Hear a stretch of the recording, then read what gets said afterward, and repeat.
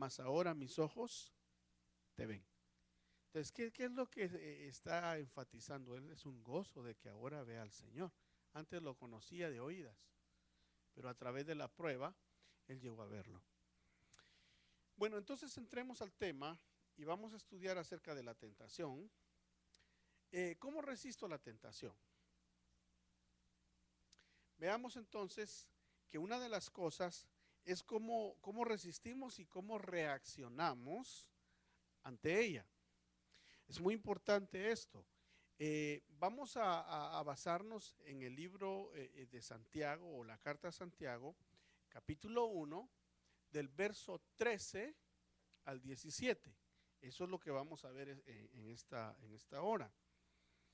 Entonces, lo primero que Santiago nos dice es que debemos de aprender nosotros a ser responsables. Diga conmigo, debemos de aprender a ser responsables.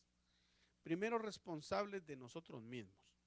Responsables eh, ante Dios y ante las situaciones que estamos viviendo. Veamos qué es lo que dice Santiago 1, verso 13 al 17. Dice que nadie diga cuando es tentado, soy tentado por Dios, porque Dios no puede ser tentado por el mal y él mismo que dice, no tienta a nadie.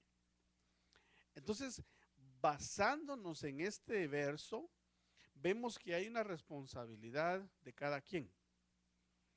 Primero, que Dios a nadie le envía una tentación. Eso es lo que ahí está diciendo. Él no dice, bueno, les amaneció un día nuevo, ahora vamos a ver qué tentación les envío. No, no, nunca, jamás.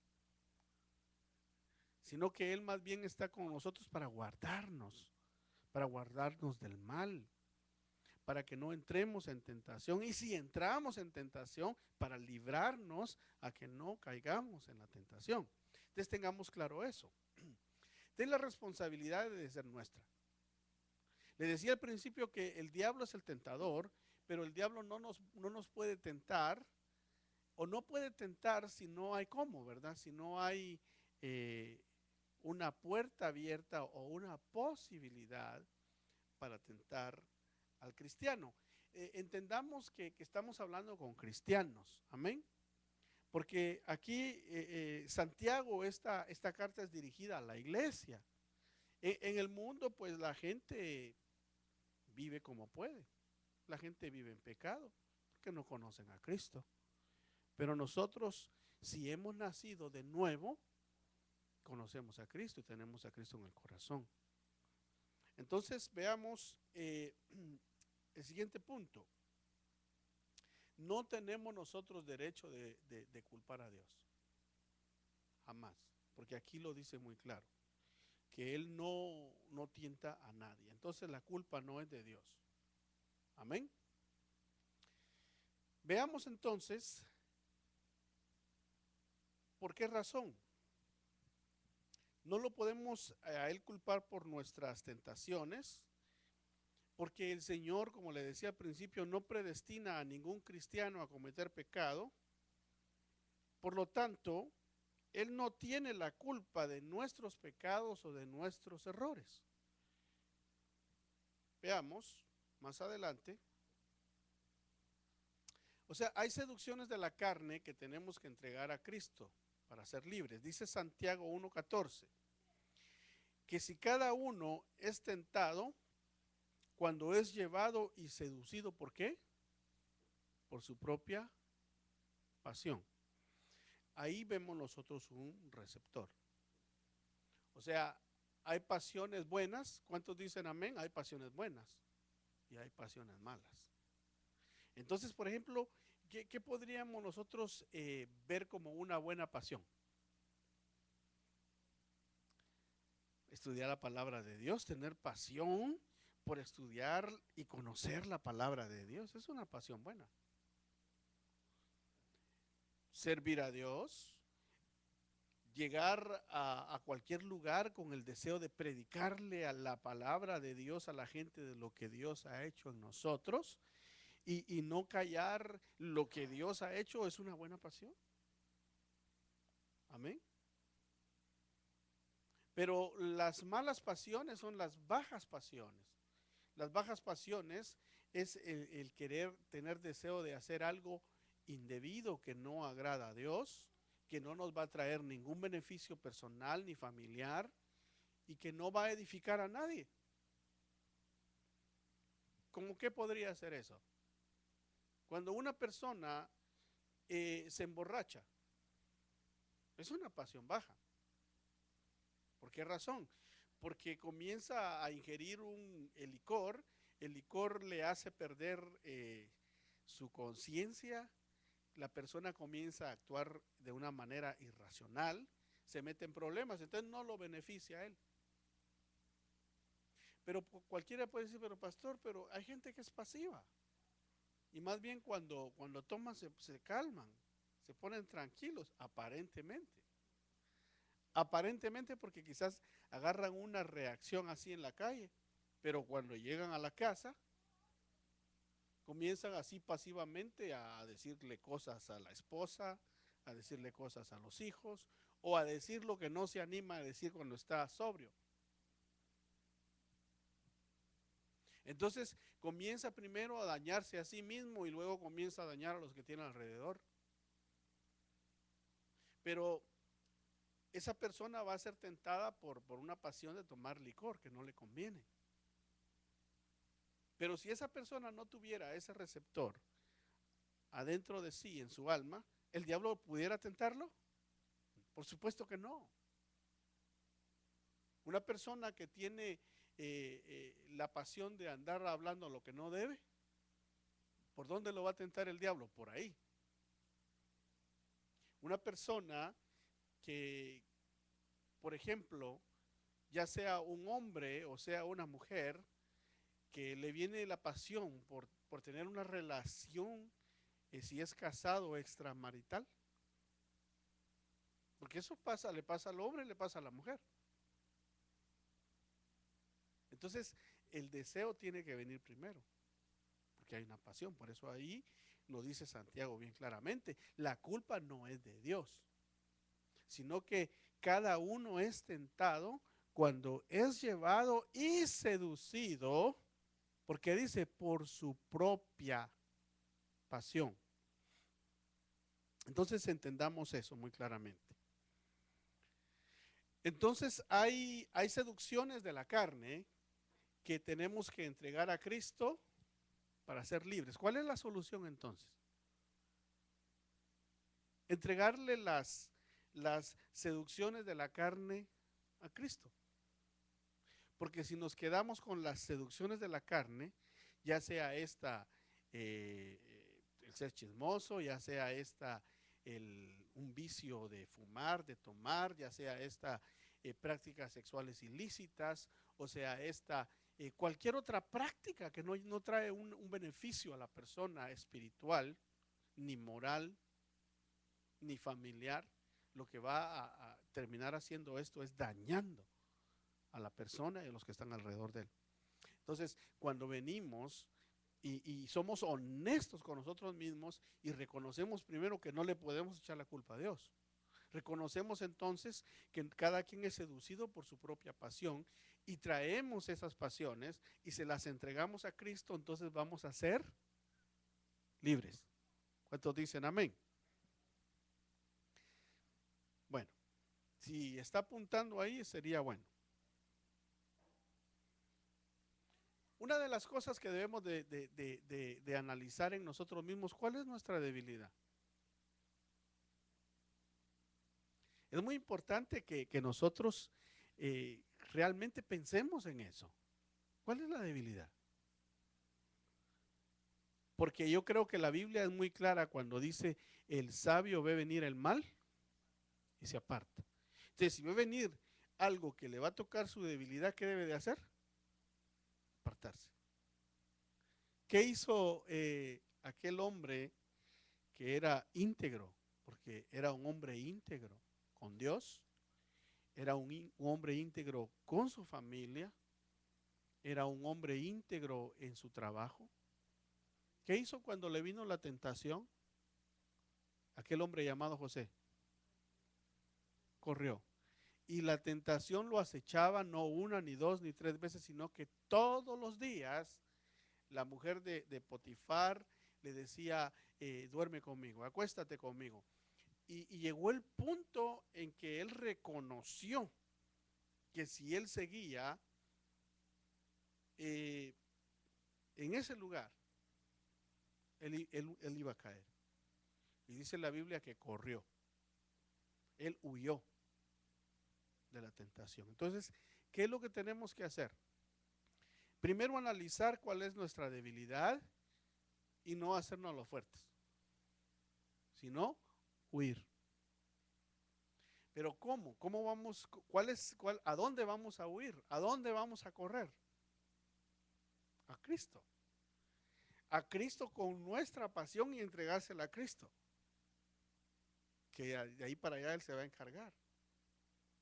No podemos huir para refugiarnos en nuestra propia fuerza, en nuestra propia sabiduría, porque la Biblia dice que bendito el hombre que se apoya en el brazo de Jehová. Amén. Entonces veamos, primero debo reconocer cuál es la lucha que estoy teniendo en el campo de batalla de mi propia persona, de mi personalidad. ¿En qué área? ¿En qué área es que estoy siendo acechado?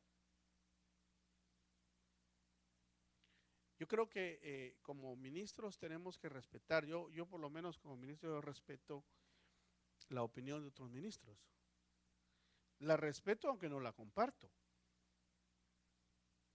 Porque yo he oído ministros que son ministros de Dios y que predican la palabra de Dios y predican la sana doctrina.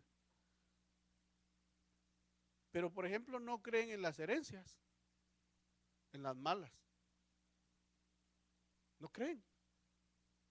Dicen, no, eso de que los ancestros, eso no. Y fíjese que sí. Claro que sí.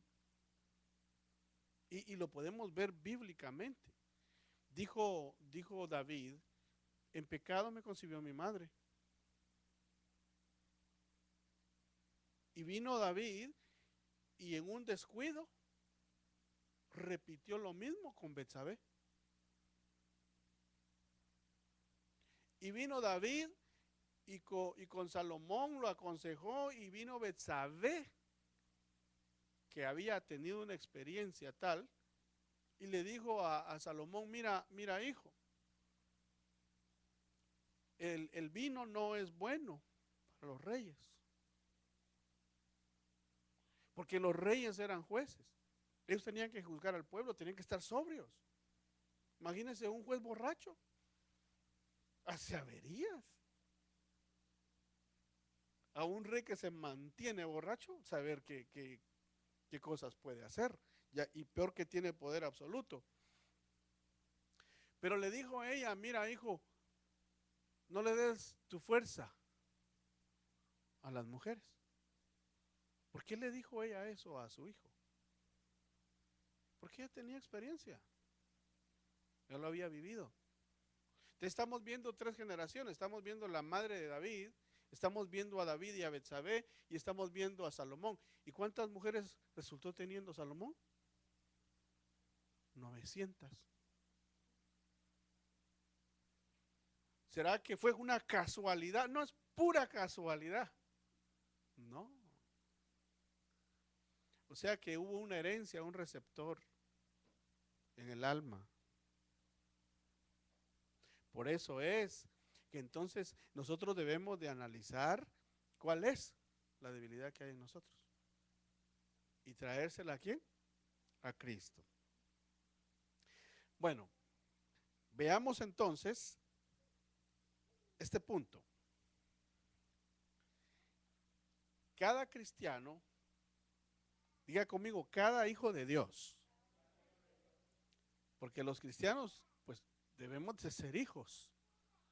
No debemos de ser religiosos. Usted sabe que existen muchas religiones, ¿verdad? Incluyendo la evangélica. La evangélica está incluida en las religiones. Porque hay gente que solo va a la iglesia por cumplir. Dice, bueno, el domingo llevo mi diezmo, voy a la iglesia, leo unos cuantos versículos y el resto de la semana vivo como me da la gana. Entonces es un religioso dominguero o un religioso de miércoles, viernes y domingos. Y si hay actividades extras de martes. Y si hay actividades extras pues cuando hayan actividades, pero su vida no cambia, entonces un religioso. Pero aquí estamos hablando con ¿qué? Con nacidos de nuevo. Y usted sabe que el Señor le dijo a Nicodemo en Juan, el Evangelio de Juan, capítulo 3 y verso 3, te es necesario nacer de nuevo para que puedas entrar al reino de los cielos. Entonces, cuando una persona nace de nuevo en Cristo, tiene dos naturalezas adentro.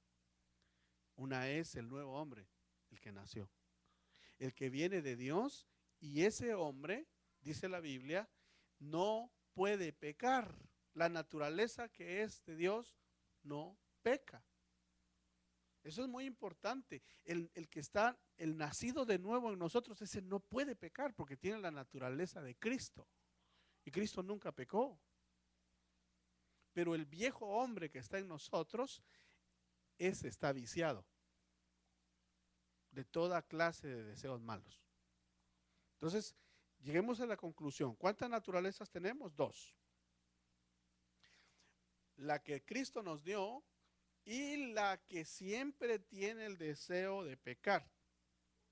Pero notemos algo, que nosotros tenemos ventanas en nuestra alma. Y las ventanas que tenemos en nuestra alma son nuestros ojos. Pero no solo los ojos. También tenemos oído. También tenemos olfato.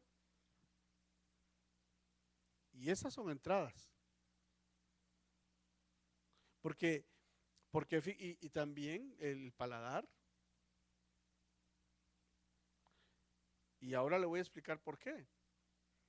Porque muchas personas, y estoy dando tal vez las más evidentes. Hay otras, el tacto es otro. Pero porque hay personas que cuando están en un restaurante quizá están comiendo y de repente empieza una canción. ¿Qué es lo que están viendo? No están viendo, pero están oyendo. ¿Y qué es lo que la canción le trae? El recuerdo. El recuerdo de aquella muchacha que yo conocí. O el recuerdo de aquel muchacho que yo conocí. ¿Ah? Y quizá ya está casado.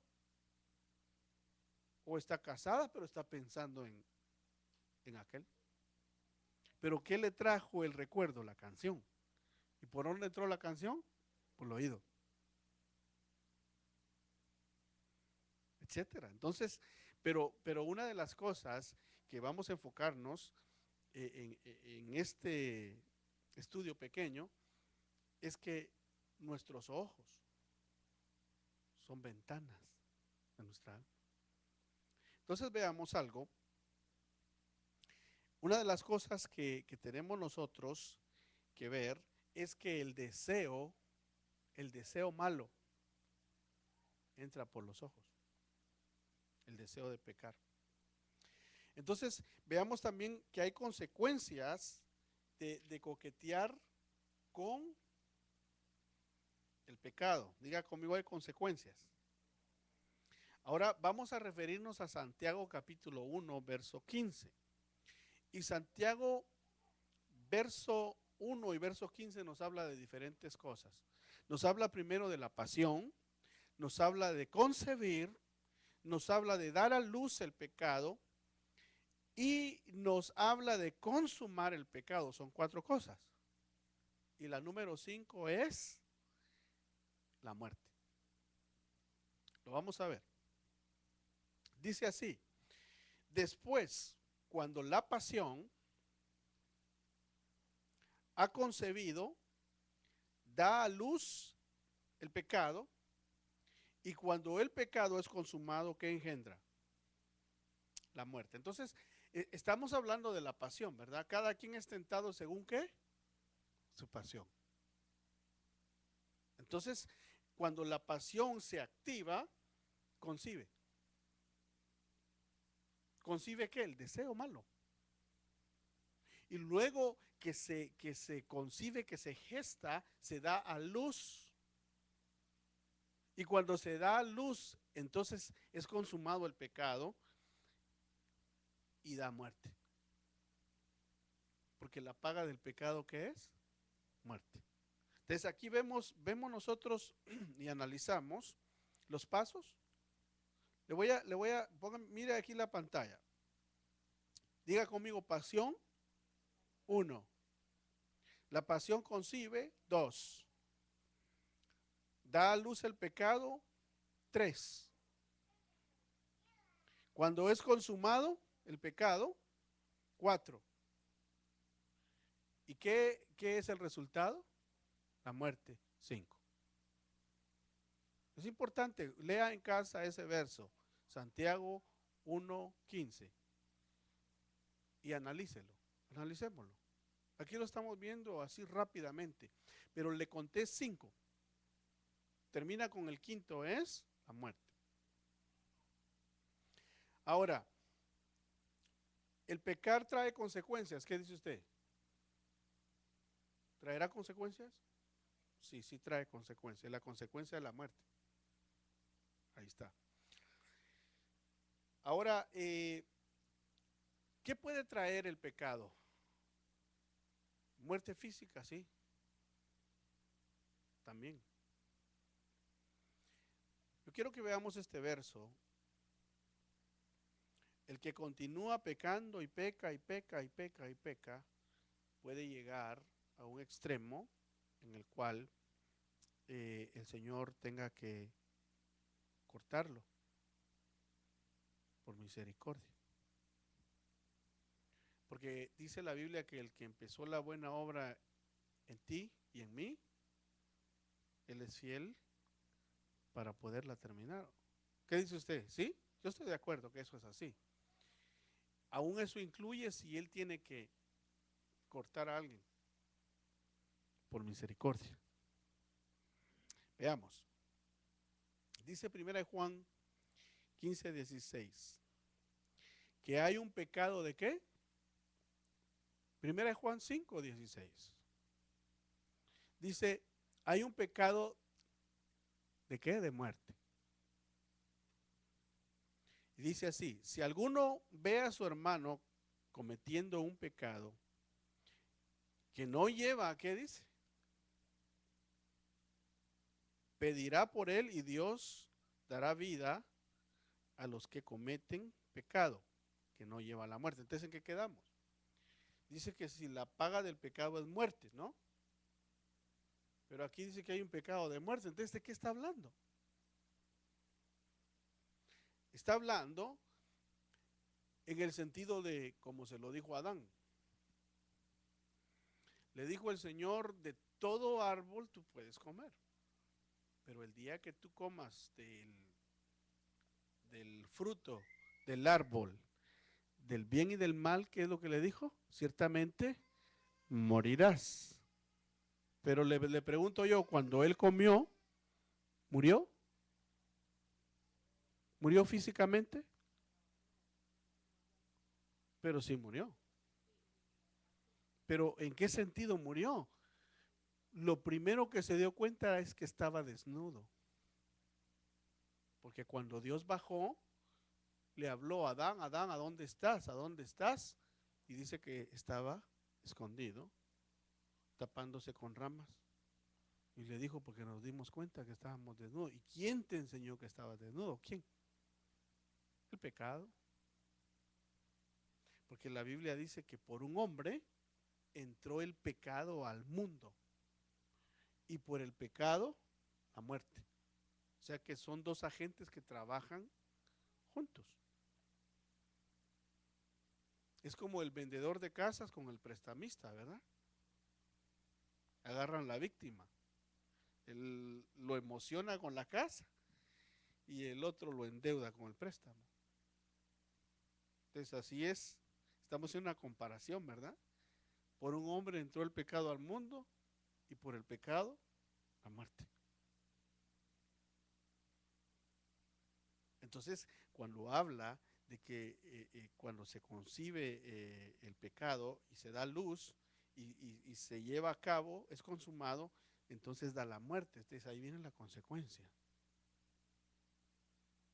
Pero aquí está hablando de otra clase de muerte. Aquí está hablando de una muerte física. Por eso ahí dice, si alguno ve a su hermano cometiendo un pecado que no lleva a la muerte, pedirá por él.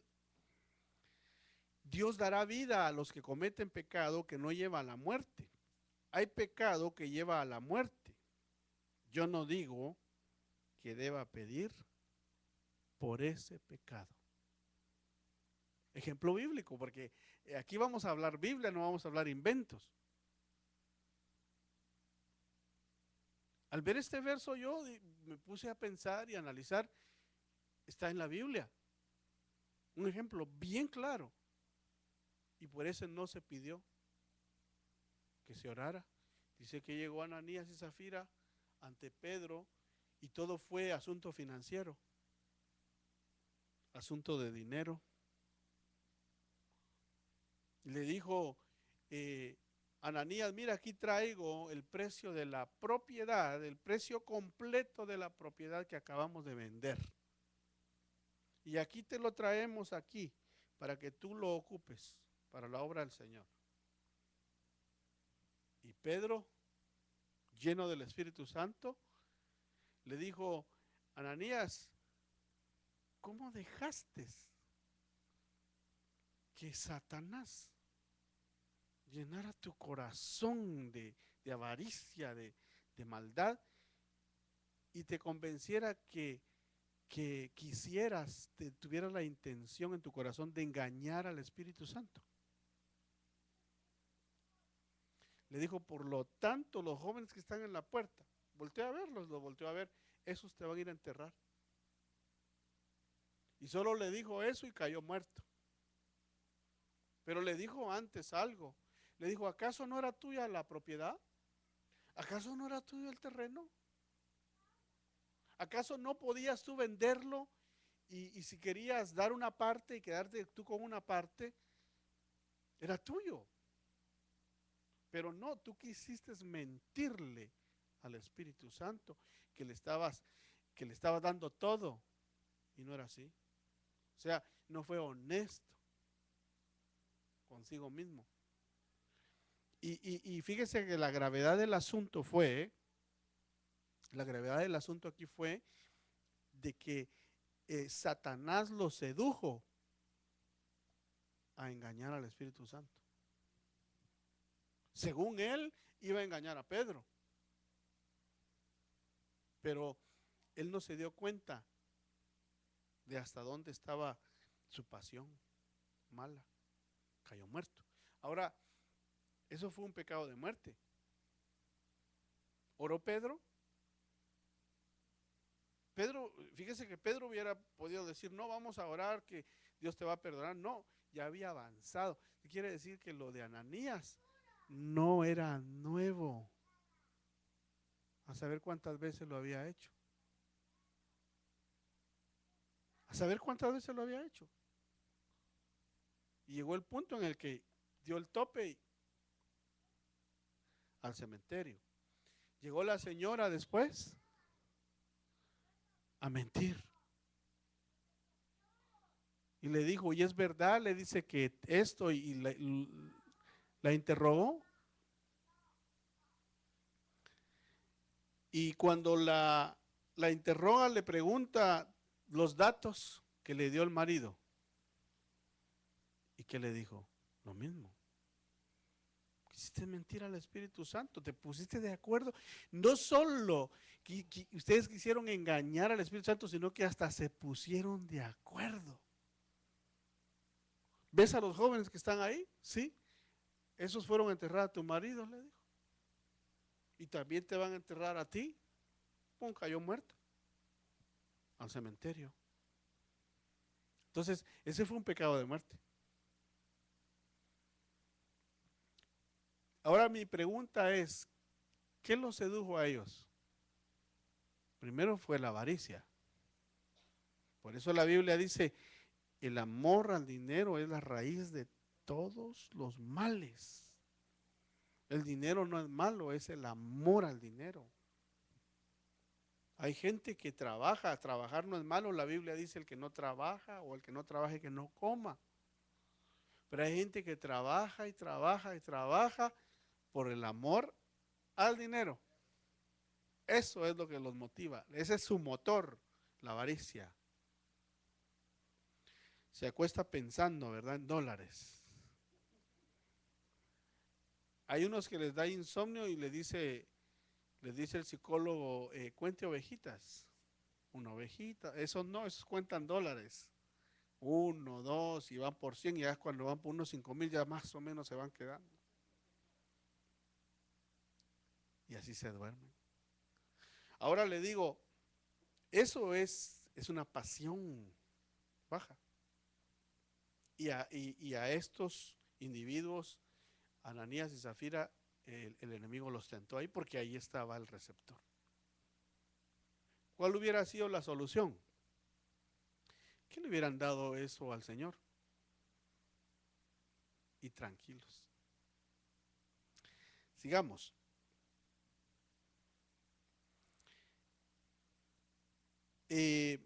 Cuidado con lo que vemos. Diga conmigo, cuidado con lo que vemos. Muy importante. ¿Por qué? Veamos. Génesis 3:6. Usted lo lee en casa. Génesis 3:6 dice, la mujer vio. Interesante, ¿verdad? La serpiente que le enseñó, el fruto. La sedujo, la serpiente o el serpiente, o como querramos llamarlo, ese ser maligno en el cual el diablo se metió. Porque la Biblia dice que la serpiente era el animal astuto, más que todos los animales. Y ahí se metió el diablo. A tentar. ¿A tentar a quién? A Eva. ¿Y cómo la tentó? La vista. Entonces, porque fíjese que hay un concepto, y es un concepto bien cierto, pero no siempre. Porque dice, ay, no, es que el hombre es visual, el hombre es tentado con la vista. No, la mujer también, porque la Biblia lo dice. La mujer también, ahí dice que Eva vio y fue tentada. ¿Quién comió primero el fruto? La pregunta es, ¿pasó algo cuando ella comió? ¿Se dio cuenta que estaba desnuda cuando comió? No, no pasó nada. Entonces, ¿cuál era la meta del serpiente? Llegar a Adán. Seducirlo a él. Pero ya era más fácil porque ya tenía seducida a la mujer. Aprovecho para decirle esto a las esposas. No se dejen seducir con querer mandar al marido. Porque la mujer que está queriendo mandar al marido puede estar siendo seducida por el serpiente. Porque como no le puede llegar a él todavía, entonces voy a seducirlo a él por medio de ella. Y ella tiene un receptor de tener un temperamento fuerte y de comportarse como una coronela. y querer tratar al marido como que es el recluta en la casa. Entonces se cambia el orden, se cambia el principio porque el Señor dijo, el hombre es la cabeza y no la mujer. Ay, qué bueno, dice, ¿verdad?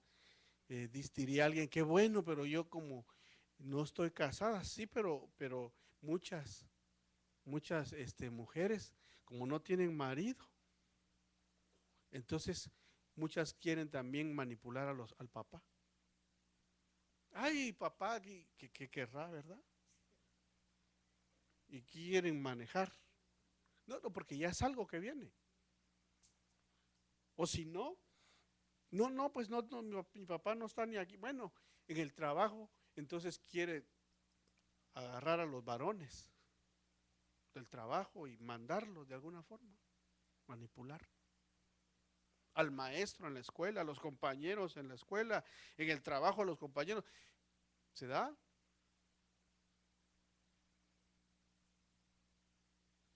Hasta han hecho pruebas de eso.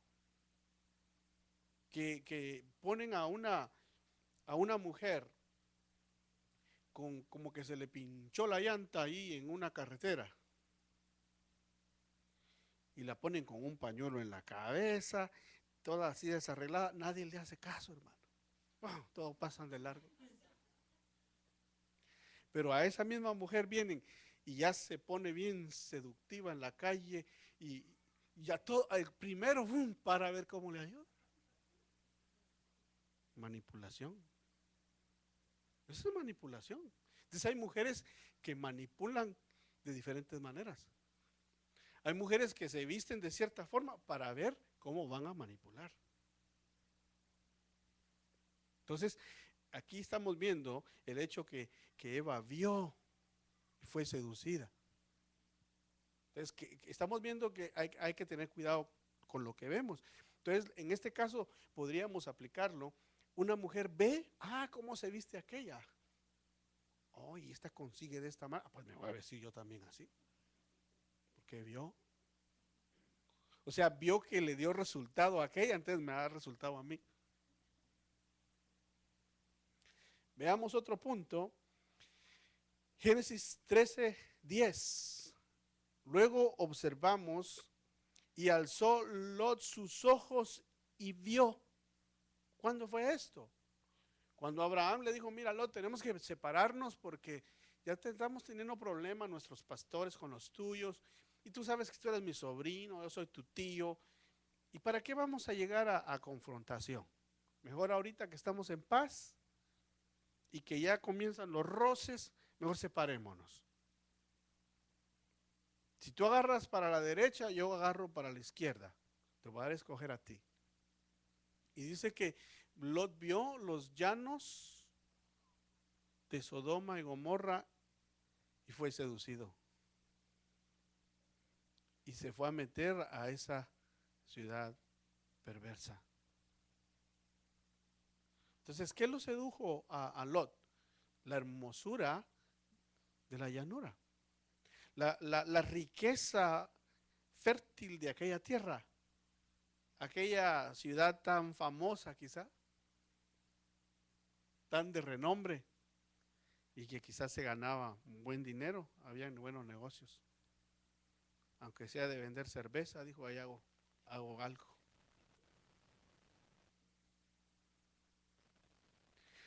O de vender cualquier cosa, hermano, porque en realidad hay cosas que dan. O sea, hablando en el mundo. Veamos otro. Segunda de Samuel 11:2. También vemos que David vio a quién. A ver, sabe. Le pregunto, ¿usted cree que fue la primera vez que la vio? Porque hasta se agarró vacación. Porque la Biblia dice que él tenía que estar en la guerra, pues se agarró sus vacaciones. Qué casualidad, ¿no? Y dice que se salió, pero yo digo, cuando alguien agarra vacaciones, pues sería como para para salir, ¿verdad? Pero no, él agarró vacaciones, pero para pasearse en el balcón. Esperar a qué horas va a salir Betsabe. Y ella dándole el show a él, ¿verdad? Ah, ya me controló que salgo a esta hora. Volvemos a lo mismo. Ella se dio cuenta que el rey salía y ella quedaba el show. Entonces, ¿qué sucedió ahí? Que vemos. Si David hubiera estado en la guerra, ¿qué hubiera estado viendo? Soldados, hombres, peleas, cómo vamos a entrar a la ciudad, cómo vamos a tomar esto. Hubiera tenido su mente ocupada. Pero si se puso a ver a Betsabé, entonces, ¿en qué iba a parar? Por dónde entró el deseo? Los ojos. Entonces, con esto concluimos que aquello que vemos, de ahí surge el deseo.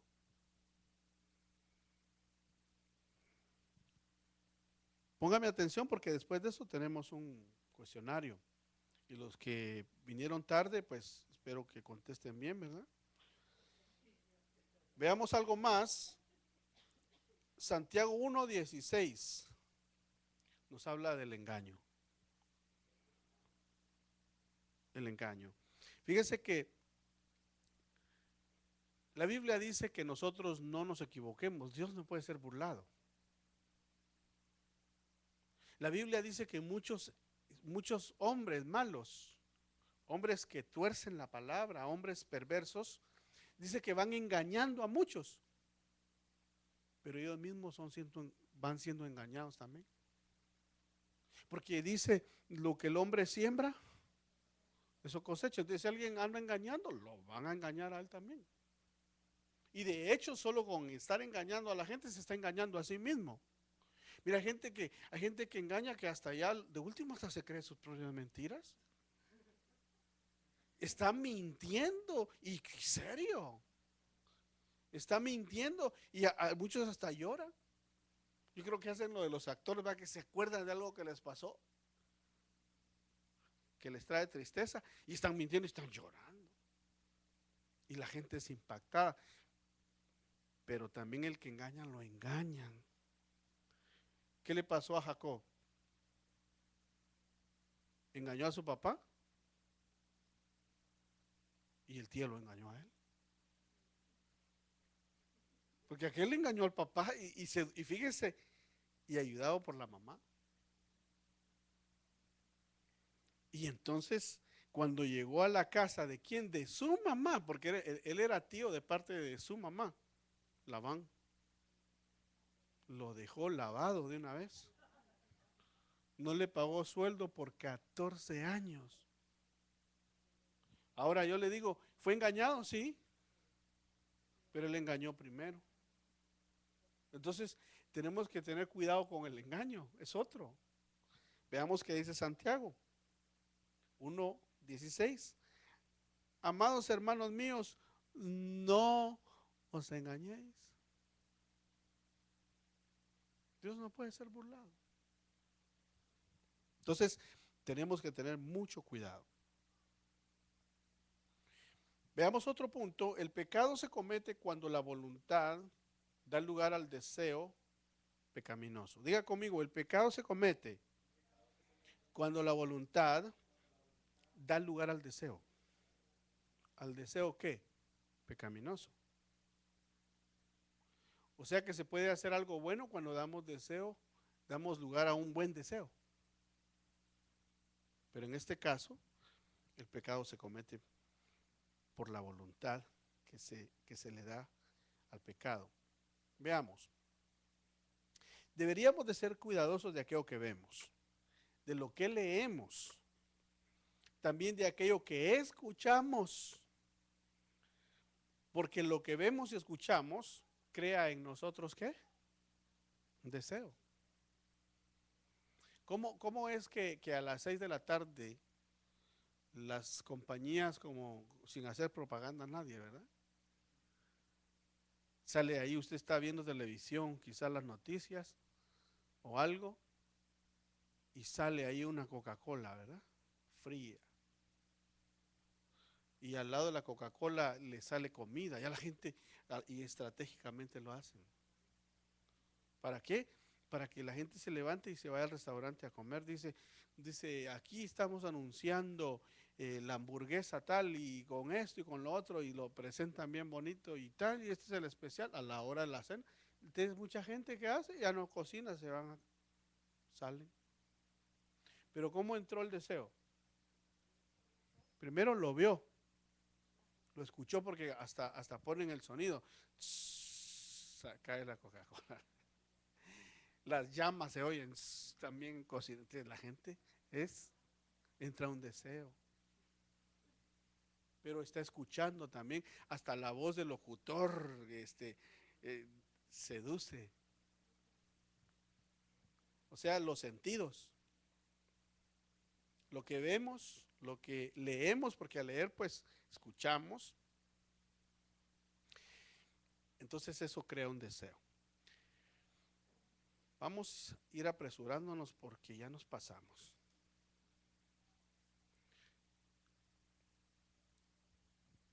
En Dios no hay cambios de variación. Veamos, Santiago 1:17, que ya vamos concluyendo ya. Toda buena dádiva y todo don perfecto viene de lo alto, desciende del Padre de las luces, con el cual dice no hay cambio ni sombra de variación. Entonces, ahí vemos de que el Señor, todo lo que viene de Dios es bueno. De Dios no viene ningún mal deseo. No hay sombra de variación en él. Apurémonos y resumimos. Entonces, vamos a hacer un resumen rápido. El hecho de que seamos hijos de Dios no quiere decir que las tentaciones van a desaparecer. Va a ser todo lo contrario. Más bien nos van a tentar. Porque Jesucristo, cuando vino al mundo, ¿qué le he predicado yo? Era el unigénito, hijo de Dios. ¿Fue tentado? Sí. Entonces ahora eres el primogénito, nosotros somos los adoptivos. ¿Será que solo porque somos adoptivos ahora y somos hijos de Dios no nos van a tentar? Con más razón.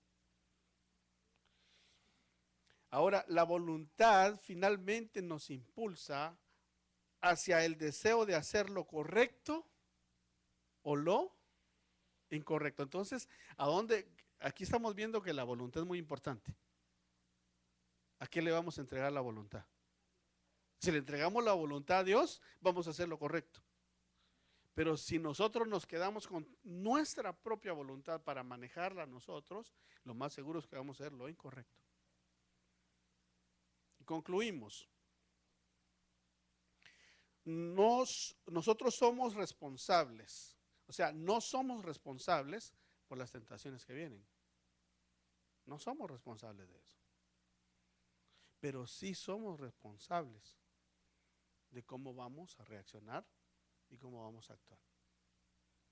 Son dos cosas distintas. Amén.